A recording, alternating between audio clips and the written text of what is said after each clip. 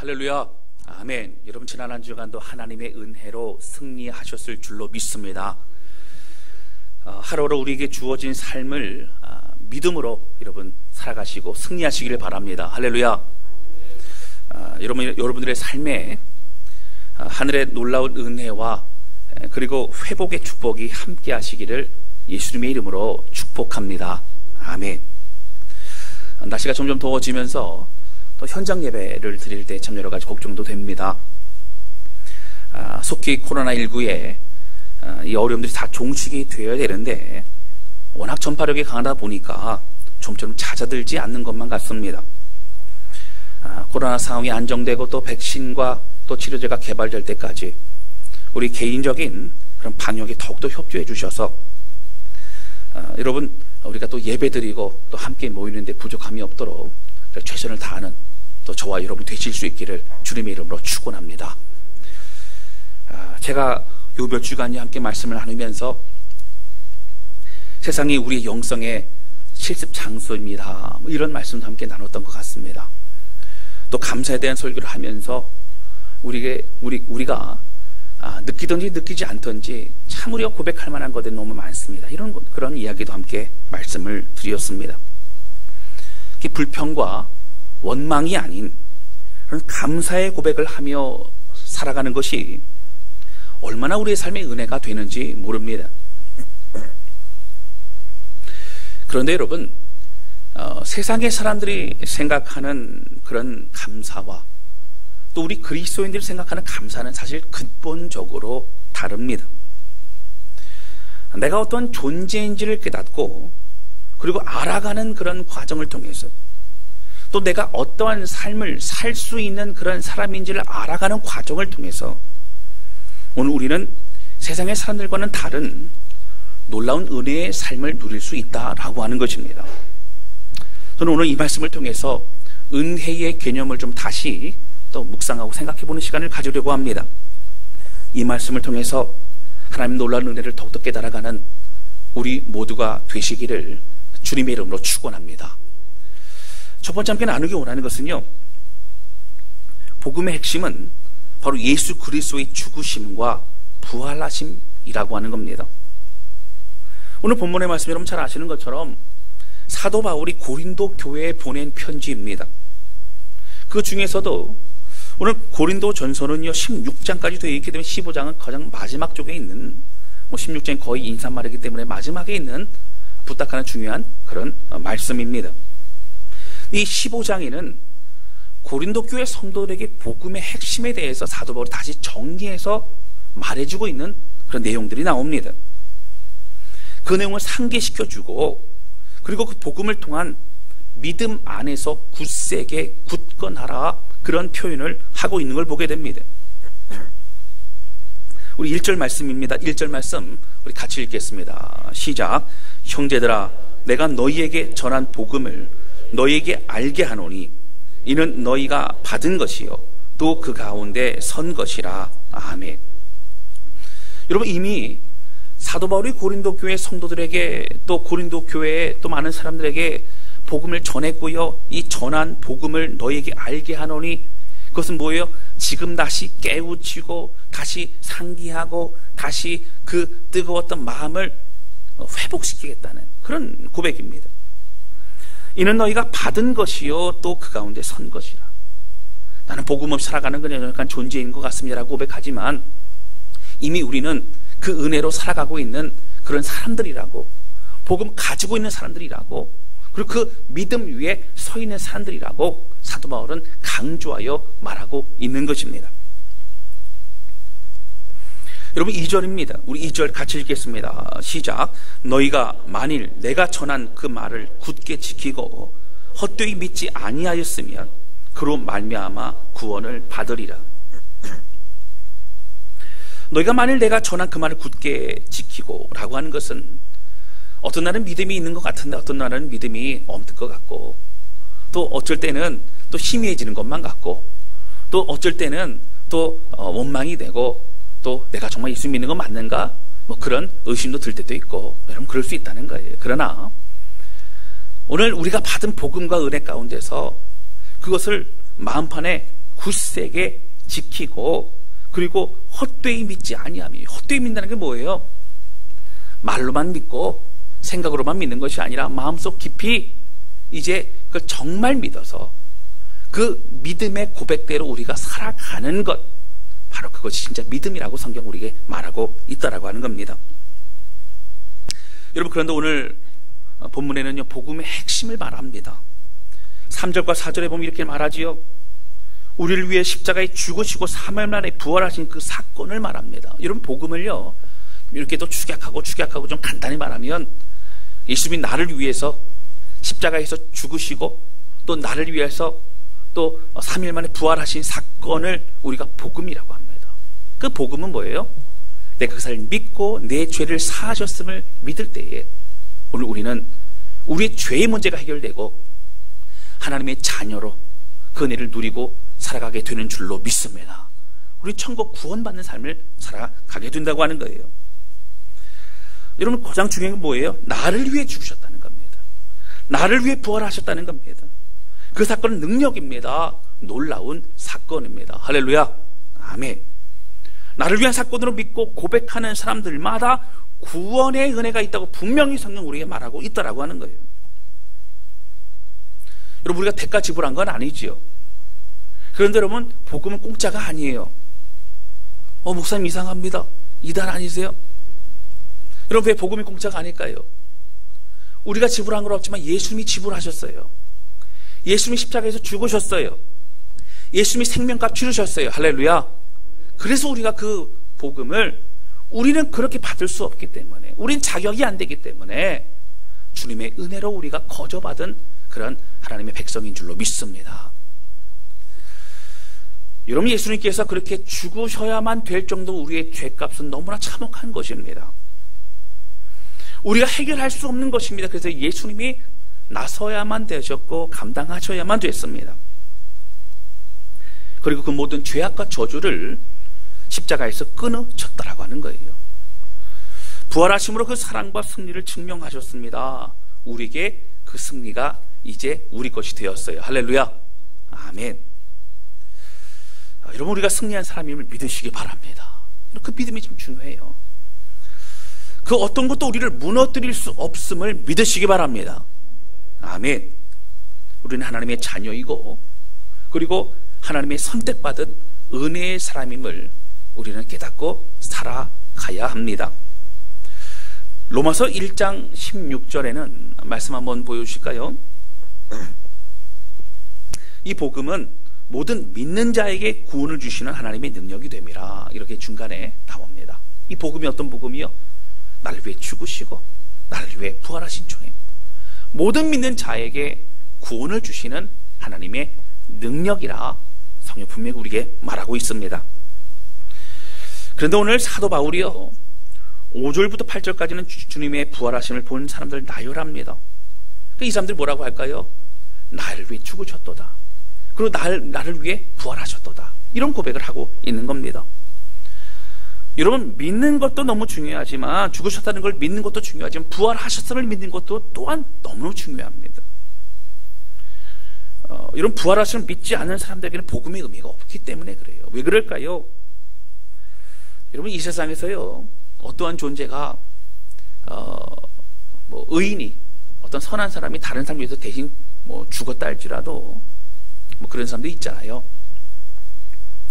불난 건물에서 그렇게 불이 났다라고 외치면서 그렇게 하다가 죽은 사람도 있고, 또 얼마 전에 보니까 또 바다에 빠진 사람들 구하기 위해 해경이 들어갔다가 또 안타깝게도 또 한 분이 그렇게 소천하시는 사건도 있었습니다. 그러니까 다른 사람을 위해 헌신하고 다른 사람의 목숨을 구하기 위해 그렇게 한 사람이 사실은 종종 있습니다. 그러나 우리의 죄의 문제를 이 땅에 어떤 누구도 해결할 수 없는 것은 모든 사람이 다 죄인이기 때문에 그렇습니다. 우리의 엄청난 죄의 문제는 죄 없으신 하나님이시고 하나님의 아들이신 예수님 밖에는 해결할 수 없기 때문이라고 하는 거예요.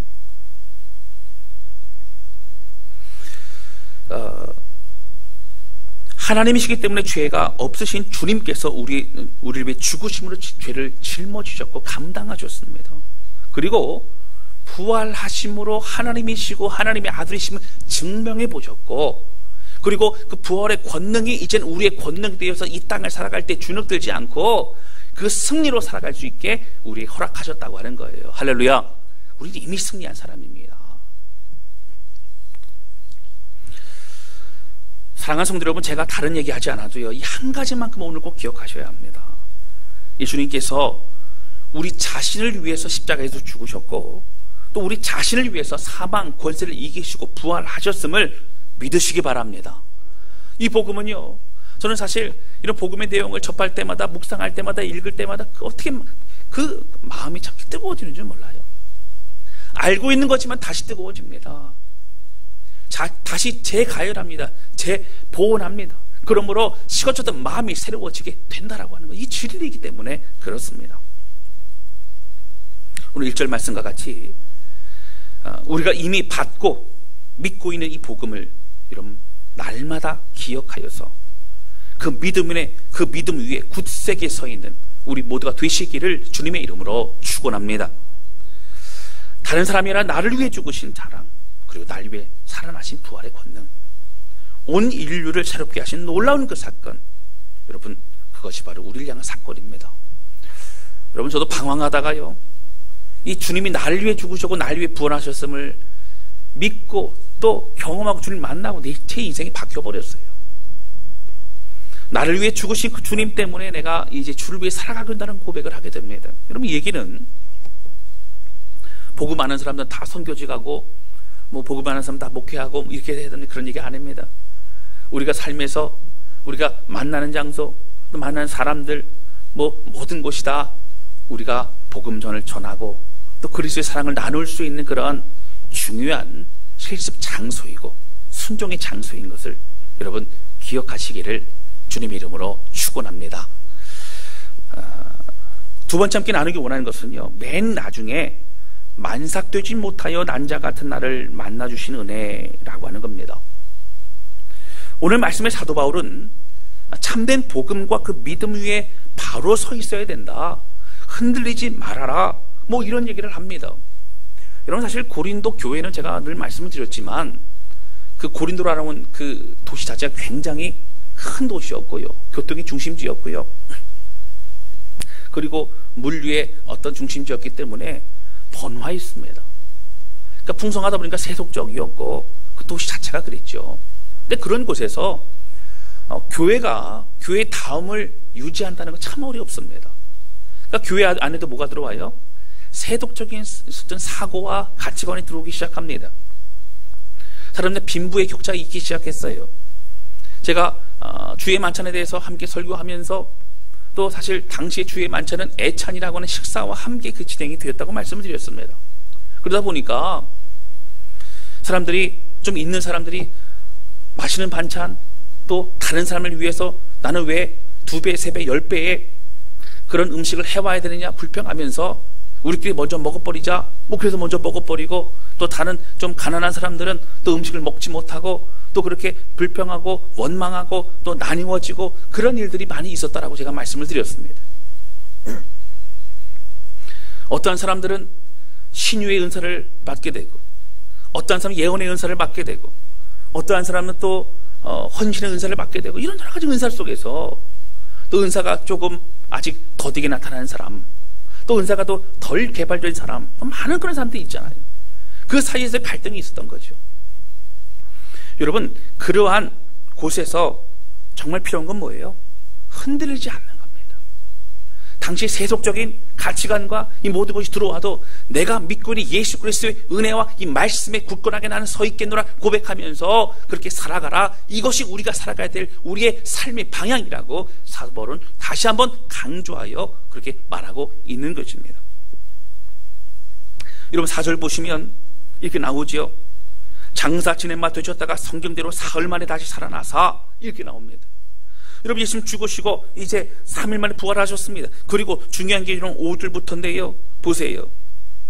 게바에게 보이시고 후에 12 제자에게와. 여러분, 게바가 누구죠? 여러분 다 아시네요. 예, 맞습니다. 게바가 베드로입니다. 시몬 베드로예요. 그 게바에게 보이시고 그리고 12 제자에게와 후에 12 제자에게와. 여러분, 성경의 어떤 그 사건들을 좀 저희가 이렇게 깊이 보게 된다면 베드로에게 제일 먼저 나타나셨다라고 하는 근거는 없습니다. 근데 왜 베드로의 이름이 먼저 나오고 그 다음에 후에 12제자라고 했을까요? 그 당시에 베드로의 권위, 또 베드로의 또 영적인 그런 영향력, 이런 걸 통해서 대표적으로 베드로를 말하고, 그리고 12제자가 또 주님의 부활하심을 보았노라고 그렇게 또 설명하고 있습니다.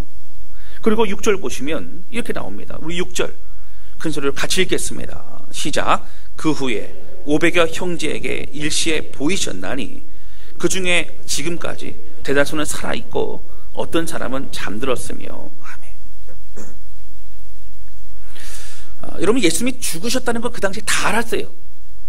그러니까 뭘 강조합니까? 예수님의 부활하셨음을 강조하는데, 주님이 부활하시고 나서 승천하시기까지 40일 동안 이 땅에 계셨단 말이에요. 주로 뭐 하셨냐면 말씀 가르치고 안 하셨어요.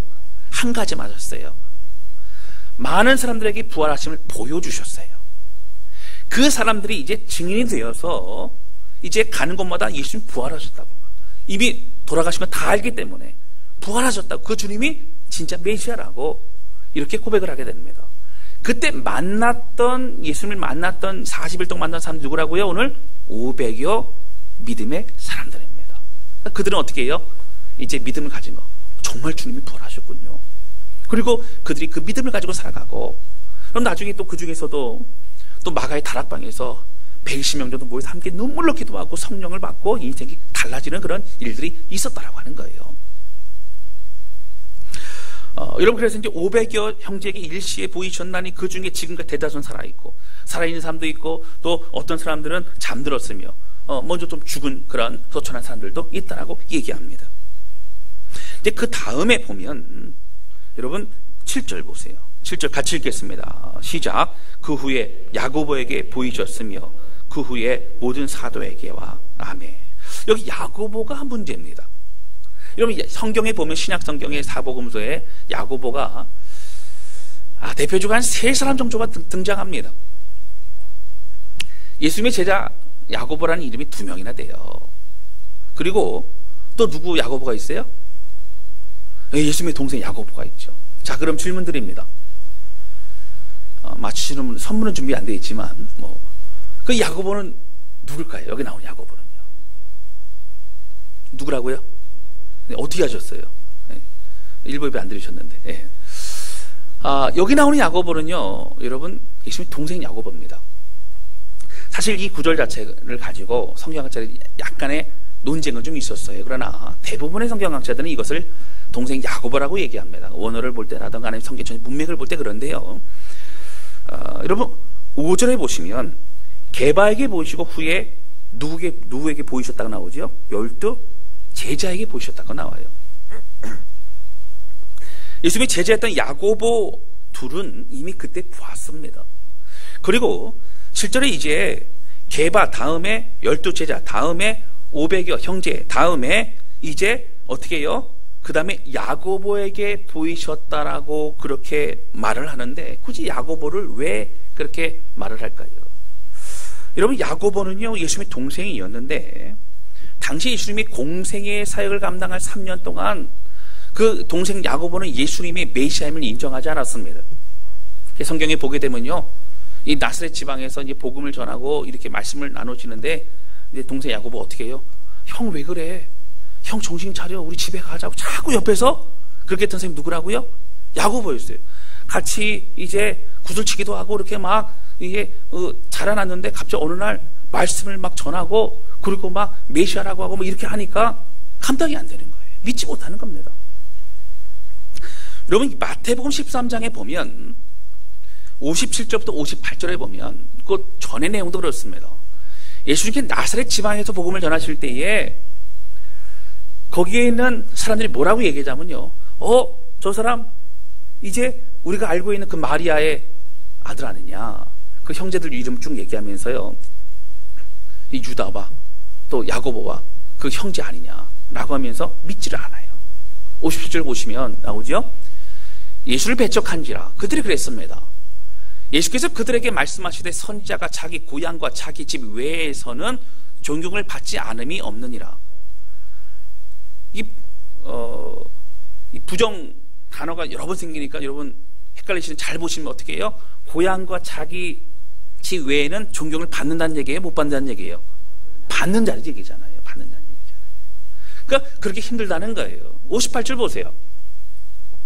그들이 믿지 않음으로 말미암아 거기서 많은 능력을 행하지 하시니라.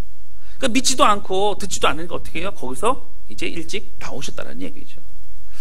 여러분 그렇게 사실은 뭘 말하고 있어요? 야고보는, 동생 야고보는 예수님을 믿지 않았고 예수님을 오히려 방해했던 사람이기도 하는 것이에요.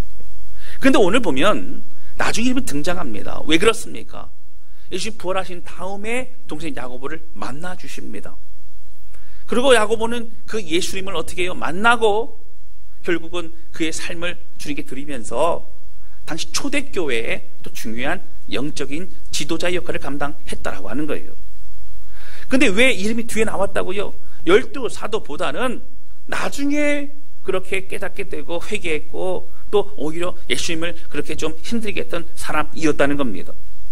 그리고 여러분 이제 보세요. 야고보에 보시고 그 후에 모든 사도에게 나옵니다. 여러분 사도는 뭐예요? 12제자 말하는 것 같은 모든 사도가 누구죠?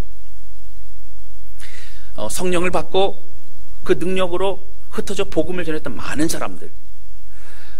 스데반 집사의 순교와 함께 디아스포라 큰 핍박이 있으면서 흩어지게 됩니다.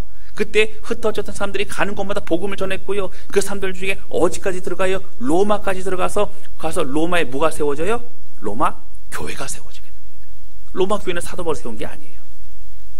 그때 은혜 받고 그때 뜨거웠던 사람들이 받은 복음을 가지고 가서 그렇게 전하고 나눠서 세워졌던 것이 로마 교회였다고 하는 거죠.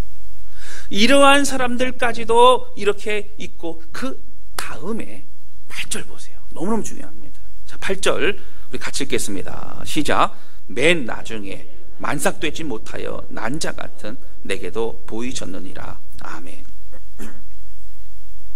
여러분 여기 보시면 시간적인 어떤 상으로도 맞습니다. 사도 바울은 믿는 자들을 핍박했고 그리고 다메섹 지역에 믿는 그리스도인이 많다는 얘기를 들고 이번에 싸그리 잡아야겠다, 싸그리 다 가둬야겠다라고 하면서 다메섹이라는 도시에 가는 그 길목에서 누구를 만나게 돼요? 주님 부활하신 예수님을 만나게 됩니다. 그렇게 인생이 바뀌죠. 자기를 만나주는 건 맨 나중에 만나주셨어요. 그리고 왜 맨 나중에 만나주셨어요? 오늘 8절에 보면 맨 나중에 만삭되지 못해 난자 같은 내게, 뭔가 부족한 내게, 뭔가 이제 나는 그런 자격이 없는 내게 주님은 만나주 보여주셨다는 거예요. 그리고 9절 보세요. 나는 사도 중에 가장 작은 자라. 여러분 왜 작은 자라고 고백해요? 9절 보시면 나는 하나님의 교회를 박해하였으므로 사도라 칭함을 받기를 감당하지 못할 자니라.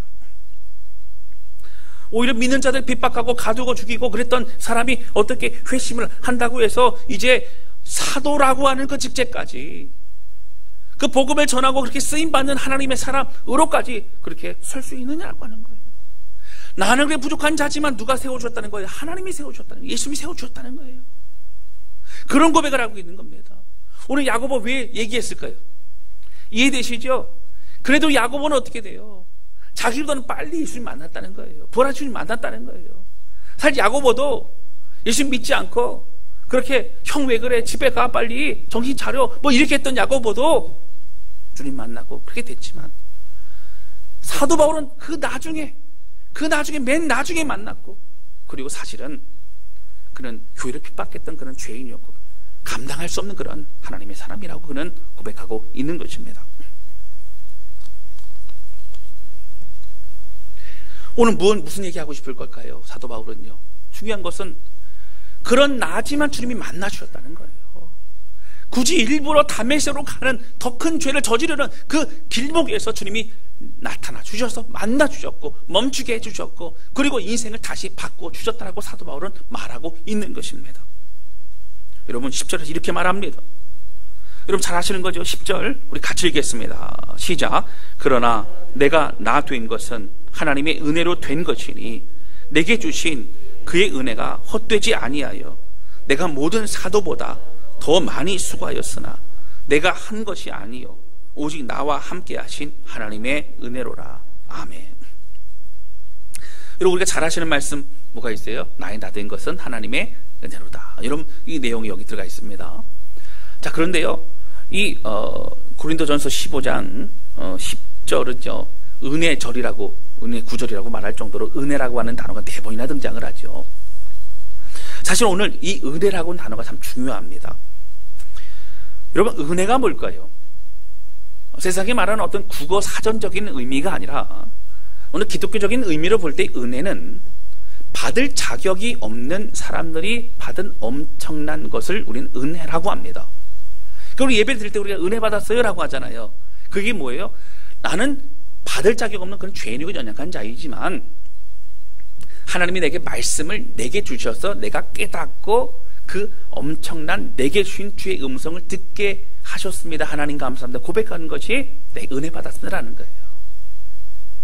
그러니까 우리가 이제 얘기할 때에 은혜를 너무 많이 쓰는데요. 은혜를 전라도 거식이라고 하는 거 쓰는 것처럼 뭐 은혜대로 하세요. 뭐 은혜가 충만하세요. 뭐 은혜 하는데 사실 이제 그 중요한 그 핵심적인 그 뜻은 뭐냐면 바로 받을 자격이 없는 자가 받은 엄청난 것을 바로 우리는 은혜라고 그렇게 얘기합니다.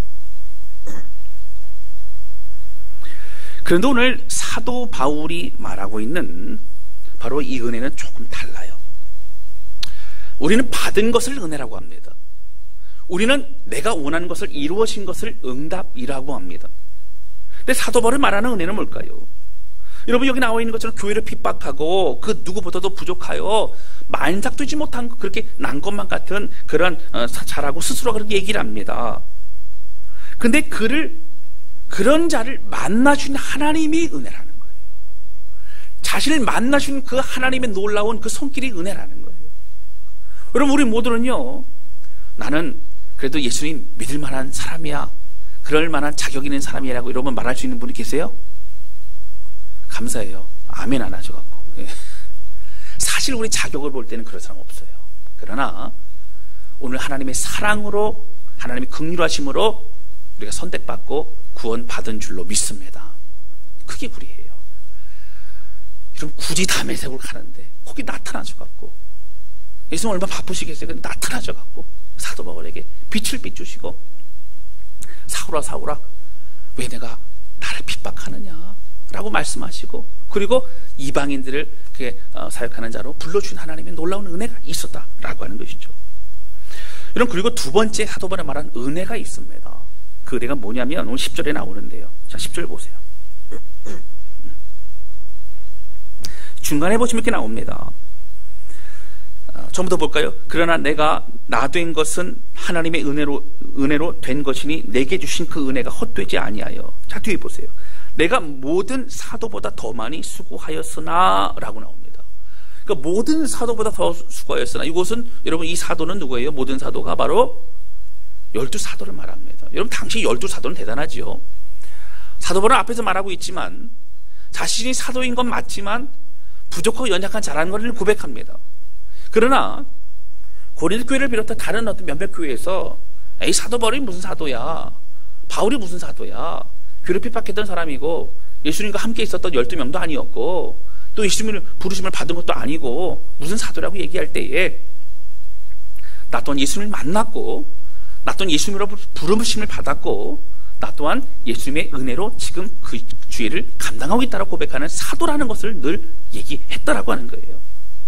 자, 그런데 얘기하기를 내가 모든 사도보다 더 많이 수고하였다, 이 얘기 왜 할까요?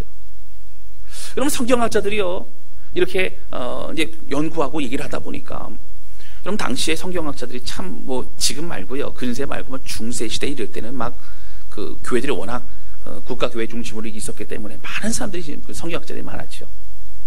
또 그 이외에 또 여러 근세에 들어서부터 논문과 그런 연구와 또 원어 해석과 그런 사본들에 대한 그런 번역 이런 거 참 많았습니다.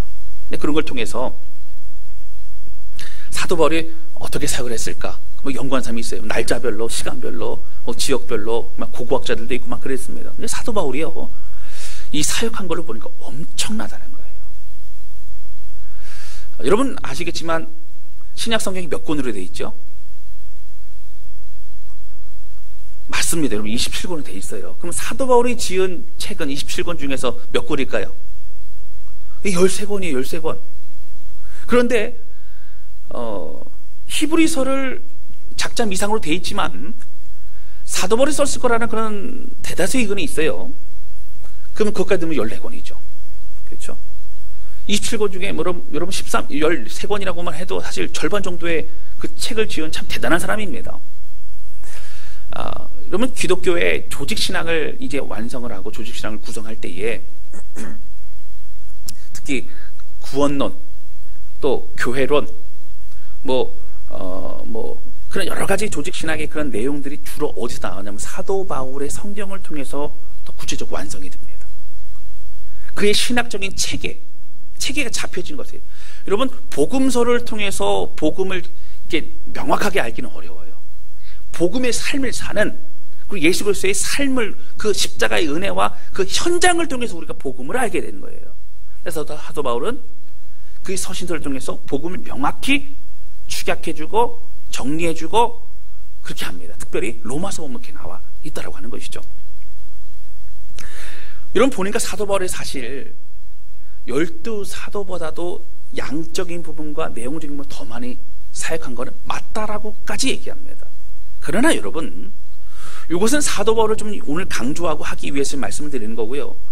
12사도 또 그 외에 이름도 빛도 없이 죽어가며 목숨을 주 앞에 드리며 헌신했던 많은 그런 사람들의 헌신과 또 열매와 그 가치는 누가 누구보다 더 낫다, 누가 누구보다 더 많은 일을 했다라고 말할 수는 없다라고 하는 것이죠. 오늘 사도 바울이 내가 모든 사도들이 보다 더 많은 수고를 했다는 이유는 말하는 것은 바로 나는 그만큼 일하는 사람이니까 난 자격이 있어라는 얘기를 하고 싶은 것이 사실은 아니라고 하는 거예요. 오늘 그 얘기를 왜 하고 있습니까? 사도 바울은요 참으로 그런 귀한 사역 감당했죠. 여러분 지역만 봐도 소아시아 지금의 터키 지역이죠. 그 당시에 굉장히 중요한 거점 도시들은 소아시아에 주로 있었습니다. 그리고 그런 마케도니아 지역으로 들어갑니다. 유럽의 관문을 열어버립니다. 그리고 유럽 쪽에 복음이 선포되지요. 당시 로마 제국의 중심부였던 로마라고 하는 그 도시까지 들어가서 거기서 복음을 전하고요. 잡혀갔지만 그런 처음에 연금 상태에 있었습니다. 그때 많은 사람들이 찾아오게 되고 거기서 복음을 전하고 논쟁하고 이야기하면서 함께 그들에게 복음을 이제 알게 합니다. 많은 사람들이 유명했어요. 저기 지혜자가 있다, 유명한 사람이 있다, 한번 가보자, 얘기해보자 하면서 많은 사람이 오게 되어지고 그 사람들이 복음을 듣고 변화되었다는 많은 그런 기록들이 남아 있더라고 하는 거예요. 정말 사도 바울의 사역을 볼 때는 정말 대단합니다. 그를 통해 많은 일들이 있었죠. 그러나 여러분 오늘 사도 바울이 10절에 그렇게 얘기하면서 내가 모든 사도보다 더 많이 수고하였으나 내가 한 것이 아니오 오직 나와 함께 하신 하나님이 은혜로라고 고백하는 것은 오늘 그가 말하는 은혜는 이 많은 수고는 하나님이 역사하셨고 특별히 내가 쓰임 받을 수 있고 내가 이를 감당할 수 있는 그런 직책과 사명 주신 것에 대해서 너무나 감사하며 고백하고 있다라고 하는 거예요. 여러분 우리는요 받은 것만을 은혜라고 생각할 때 많아요. 그러나 오늘 사도 바울의 고백을 볼 때 나라는 존재가 하나님 앞에 쓰임 받을 수 있는 것이 하나님 은혜입니다.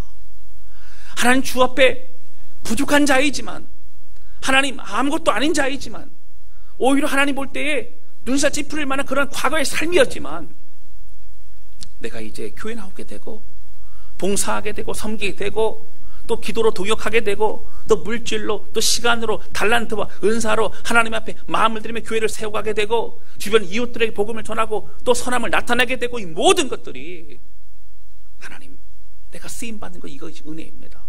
고백하고 있는 사도 바울의 모습을 볼 수 있다라고 하는 거예요. 사랑하는 성도 여러분 왜 모든 사도보다 내가 더 많은 수고를 했다는 얘기를 합니까? 그것이 은혜이기 때문에 그래요. 그것이 축복이기 때문에 그래요. 할렐루야. 여러분 쓰임받는 것이 은혜입니다. 할렐루야. 우리가 잘 아는 마리아라고 하는 사람이 있죠.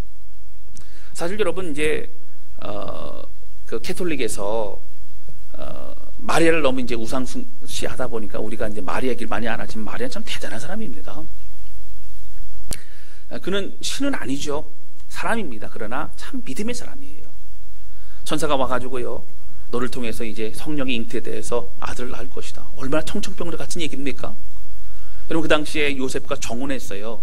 약혼한 겁니다. 1년 있다가 어떻게 해요? 잘 몸과 마음을 준비하고 그러다가 결혼을 하게 되는데, 그 사이에 애가 들어서서 그래갖고 이제 배가 불러오고 그러면요, 당시 유대 율법으로 볼 때는 돌에 맞아 죽습니다. 간음한 여인이라고 그렇게 동일시하기 때문에 그렇습니다. 여러분, 그에게 그런 말씀을 하나님은 천사를 보내서 하신단 말이에요. 여러분, 누가복음 1장 28절 말씀에 이렇게 나옵니다. 그가 있는 곳에 이제 천사가 온단 말이에요. 그에게 들어가 이르되 은혜를 받은 자여 평안할지어다 주께서 너와 함께 하시도다 하니. 여러분, 은혜를 받은 자요. 예를 들어서 보통 어떤 표현이에요? 샬롬, 평강할지어다. 보통 그게 이제 유대인들의 인사인데, 뭐라고 표현합니까? 바로 은혜를 받은 자요, 은혜가 있는 자요 얘기하죠. 사실 은혜가 안 돼요. 왜 은혜가 안 돼요? 얼마나 불안하고 얼마나 두렵고 얼마나 그렇겠습니까? 그렇죠? 그 은혜를 받은 자라고 성경은 말합니다. 여러분, 30절에 보면 또 이렇게 나와요. 그 밑에 9절이죠. 천사가 이르되 마리아여 무서워하지 말라, 내가 하나님께 은혜를 입었느니라. 아니, 얘기 다 해놓고 무서워할 수밖에 없는 상황인데, 그렇죠? 무서워하지 말라 그러고 하나님께 은혜를 받았다 그러죠. 여기 말하는 은혜가 뭘까요? 예수 그리스도의 이 구원의 놀라운 사역에 쓰임 받는 그런 사람이 마리아가 됐기 때문에 은혜라고 얘기합니다. 여러분, 마찬가지입니다. 오늘 우리 마리아와 같이 우리 육신을 통해 예수님 나오고 그런 건 아니지만 동일하게 복음의 통로가 되어지고 또 생명을 구하는 은혜의 삶을 살아가는 건 동일하게 우리의 삶이라고 하는 거예요.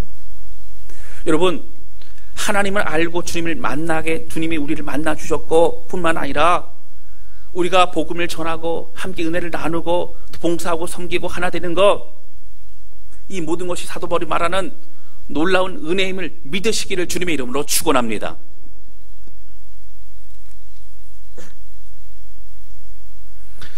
여러분, 우리가 쓰임받는 것이 은혜고요. 우리가 교회에서 봉사하는 것이 은혜인데요, 돈 받고 하는 것이 아니라 오히려 돈 들여가면서 또 시간 들여가면서 달란트와 은사를 갖다 그렇게 써가면서 그렇게 봉사하는데도 우리에게 기쁨이 있는 이유는 뭘까요? 우리를 택하시고 불러준 하나님의 사랑이 너무나 크기 때문이라고 하는 겁니다. 사도 바울의 평생요, 참 보면은 좀 살잘해도 좋을 텐데 그렇게 사역을 정말 대단하게 열심히 하지요. 핍박받으면 또 돌에 맞기도 하고 거반 죽은 것처럼 그래서 시체라 그래서 마을 밖에 버리기도 했어요. 근데 목숨이 붙어 있어서 어떻게 합니까? 다시 또 일어나기도 하고 참 많은 어려움이 있었지요. 힘들어도 주저하지 않았던 것은 그런 쓰임받는 은혜가 너무나 감사했기 때문이라고 하는 거예요. 늘 그의 입술에는 감사와 또 하나님 향한 영광의 고백이 있었다라고 하는 겁니다. 여러분, 3월달서부터 저희가 이제 영상 예배 드렸잖아요. 그때 당시 분위기 굉장히 어려웠습니다. 광명시도 그렇고 전체 국가에서도 그렇고 모이면 그 교회를 폐쇄시킨다 이런 얘기도 있고 참만 그랬었어요. 주중 예배도 이제 안 드리게 됐죠. 주중 예배를 안 드리게 되니까 참 마음이 좀 답답하더라고요. 특별히 예배를 드리고 안 드리고를 떠나서 성도들의 신앙생활, 신앙 관리를 어떻게 해야 되나 참 목회자로서 많은 고민이 됐습니다. 이제 새벽 예배를요 못 드리게 됐잖아요. 근데요, 새벽을 못 드리게 된 그 한 주간은요 4시만 되면 눈이 벌떡벌떡 떠지는 거예요. 알람은 안 해놨어요. 눈이 떠지고요. 악몽도 꿉니다. 무슨 악몽을 꾸는지 아세요? 눈을 딱 떠보니까 5시예요. 큰일 났다 그러고 막 내려오고 막 이러다 막 소리 지르다가 일어나고 막 그런 꿈도 꾸는 거예요. 근데 한 주가 딱 지났어요. 근데 악몽도 없고 4시 일어나지도 않고 쭉 자는 거예요. 이런 얘기 하면 안 되는데 어쨌든 그렇게 한 주간 그러고 그러면서 안 되겠다 그래서 개인적으로 기도를 하고 그런 시간을 가졌지만 여러분 그렇게 됩니다. 근데 그 시간이 지나면서 마음 가운데 참 예배에 대한 사모함과 그 마음이 참 그렇게 뜨거운 거예요. 하나님 언제 예배 드리면 좋을까요? 고민 많이 했습니다. 다른 교회 목사님들은 뭐 예배 드린다는 얘기 있고 그냥 우리는 믿음으로 합니다. 그런 얘기도 있고 그러는데 언제 하는 것이 지혜로울까? 언제 하는 게 하나님 뜻일까? 언제 하는 게 참 맞을까? 뭐 이런 고민 많이 했습니다. 그러다가 지난주에 주일 예배를 시작했죠. 이제 주일 예배 시작해서 갑자기 이제 월요일서부터 새벽 예배 드리고 수요예배 드리고 금 예배 드리고 그러니까 조금 이제 육신이 피곤한 거 좀 있더라고요. 그런데 여러분 말씀을 전하고 또 함께 성도들을 보고 조금 더 성도들을 위해 기도하고 그런 시간이 여러분 제게는 얼마나 감사한지 몰라요. 여러분 현장 예배 오시는 분들 왜 오게 됩니까? 이 자리에 주님 만나기 위해서 옵니다. 할렐루야. 봉사하고 섬기는 거 여러분 왜 그렇게 합니까? 봉사하면 힘들고 어려워요. 욕먹어요. 아무것도 안 하면 욕도 안 먹어요. 그럼 주차 봉사하는 교회마다 주차 봉사가 제일 힘들대요. 제일 힘들대요. 이제 불빛 나는 곤봉을 들고 이게 자, 저 안쪽서부터 차가 대세요. 그러면요 입구에다가 대고서 막 도망간대요. 그래서 집사님 저기다 대세요. 그러면 몰라 도망간대요. 그러면 속이 부글부글 하고 막 힘들죠. 빨리 앞에서부터 차를 빼줘야 되는데 그 전화하면은 밥 먹는데 귀찮게 하지 마세요. 그런 데도 있다는 거예요. 어떻게 해요? 다 기다려야 되는데. 봉사하다 보면 힘들고 어려워요. 그러나 나를 만나주신 예수님, 자격 없는 우리를 붙잡아준 예수님, 그리고 죄를 감당하게 하신 예수님, 여러분 하나님께 쓰임받는 것이 은혜인 줄로 믿습니다. 그 사람 기억하면 오늘 사도 바울이 힘들고 어려운 중에서도 끝까지 믿음의 길을 걸어가며 고난 중에서도 감사하고 웃을 수 있었던 것, 여러분 이 은혜의 감격 우리도 함께 동일하게 느끼며 우리 뭐 힘들고 어려운 상황 속에서도 하나님 한 분만 바라보며 나아가는 우리 모두가 되시기를 주님의 이름으로 축원합니다. 주를 위해 헌신할 수 있는 것 축복입니다. 아침 6시에 부름받았던 그런 포도원 그런 일꾼들보다 예수님은 뭘 더 말씀하고 싶은 거예요. 오후 5시에 부름받았지만 그의 마음을 주님은 더 기뻐 받으셨다라고 하는 거예요. 사도 바울의 감격, 구원해 주신 그 놀라운 은혜, 그걸 불러주시고 쓰임받게 해주신 하나님의 사랑 기억하면서 오늘 우리 동일하게 부름받고 오늘도 쓰임받는 인생이라는 걸 기억하며 우리가 맡은 자리에서 또 교회에서 또 모든 받는 땅마다 하나님의 놀라운 은혜와 사랑을 나누며 헌신하는 우리 모두가 되실 수 있기를 주님의 이름으로 축원합니다. 이 시간 찬양 주 앞에 드리면서 함께 기도하는 시간을 갖도록 하겠습니다.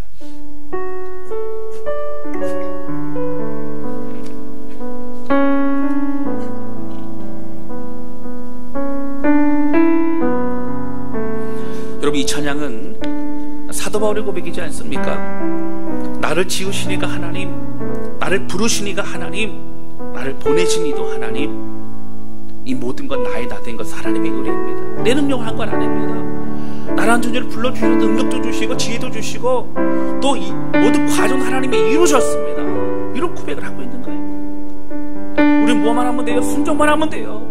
우리 뭐만 하면 돼요? 서 있을 곳에 가서 우리 그걸 서 있으면 되는 거예요. 오늘 이 사실을 기억하면서 찬양하며 고백하는 우리 모두가 되실 수 있길 바랍니다.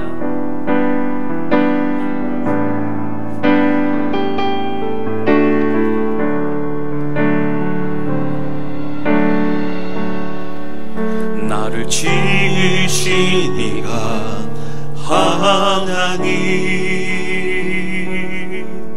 나를 보내신 이가 하나님,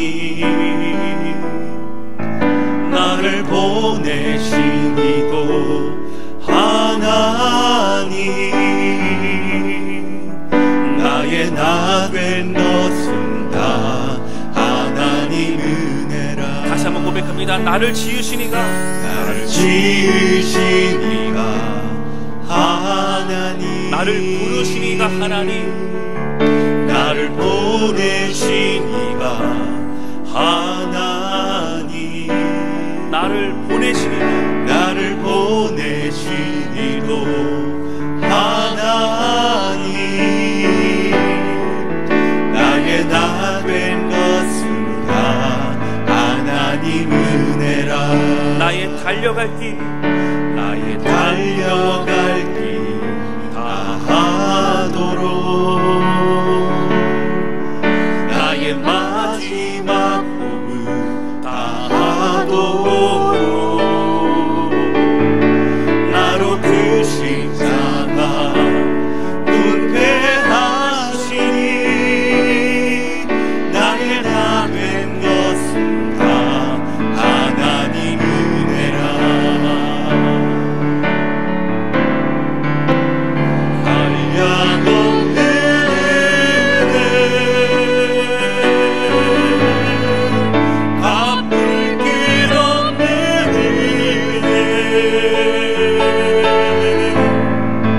내 삶을 애워싸는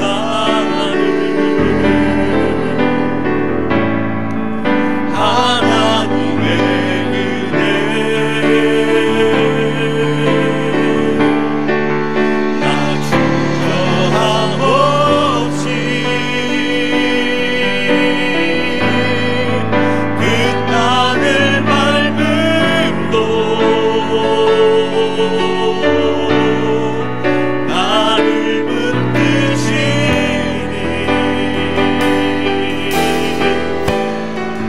하나님의 우리 고백합니다. 한량없는 주님의 은혜, 한량없는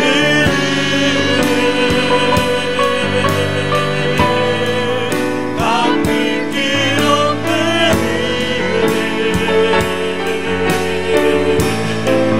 내 삶을 애워싸는 하나님의 놀라운 은혜, 하나님의 은혜 나 주저함 없이 나 주저함 없이 그 땅을 밟은 것 그 땅을 밟음도 나를 붙드시는 나를 붙드시는 하나님의 은혜, 하나님의 우리 한 번 더 고백합니다. 한량없는 주님의 은혜, 한량없는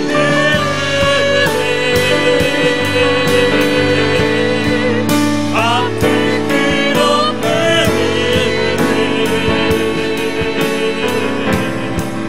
내 삶을 애워싸는 하나님의 놀라운 은혜, 하나님의 은혜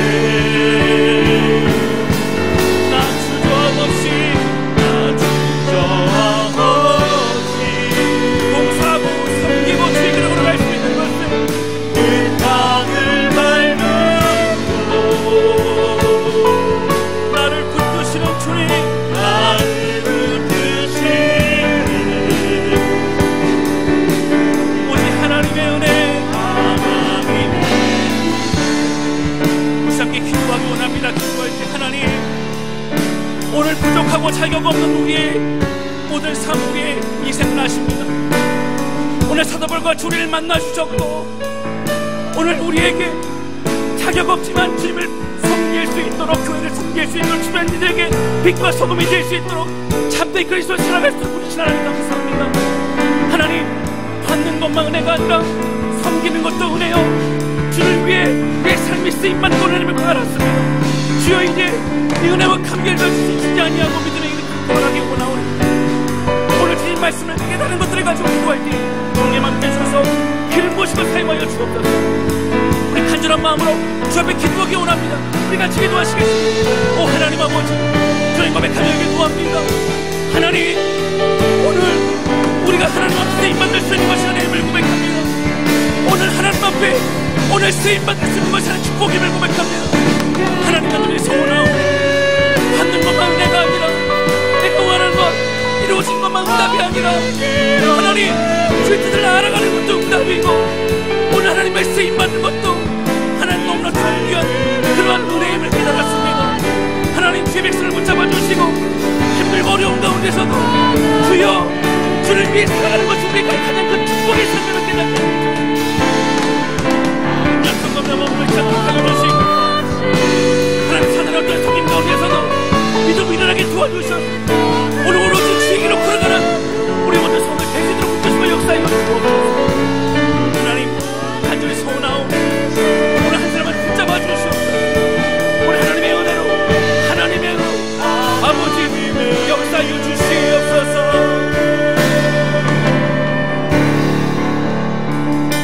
하나님 아버지, 오늘 말씀을 통해서 사도 바울이 주님이 나를 만나주시고 정말 자격 없고 죄악의 사람이었고 죄인 중에 괴수였지만 그런 나를 만나주신 하나님의 은혜에 감격하고 또 쓰임 받을 수 있는 것이 너무나 큰 은혜임을 고백하고 있는 것을 보게 됩니다.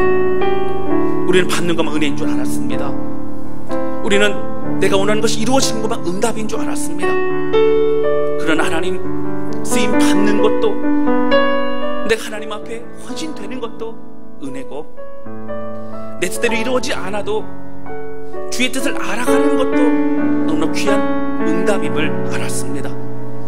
하나님, 한 주간 살아갈 때 붙잡아 주셔서 힘들고 어려운 상황이지만 우리가 주의 말씀을 가지고 현장에서, 우리의 삶에서, 가정에서, 우리의 모든 삶의 순간순간 어떻게 살아가야 될지 깨닫게 해주셔서 믿음으로 승리하며 우리 주 앞에 쓰임받는 주의 백성들 될 수 있도록 역사하여 주옵소서. 하나님 감사합니다. 모든 것이 하나님의 은혜입니다. 예수님의 이름으로 기도하였습니다. 아멘.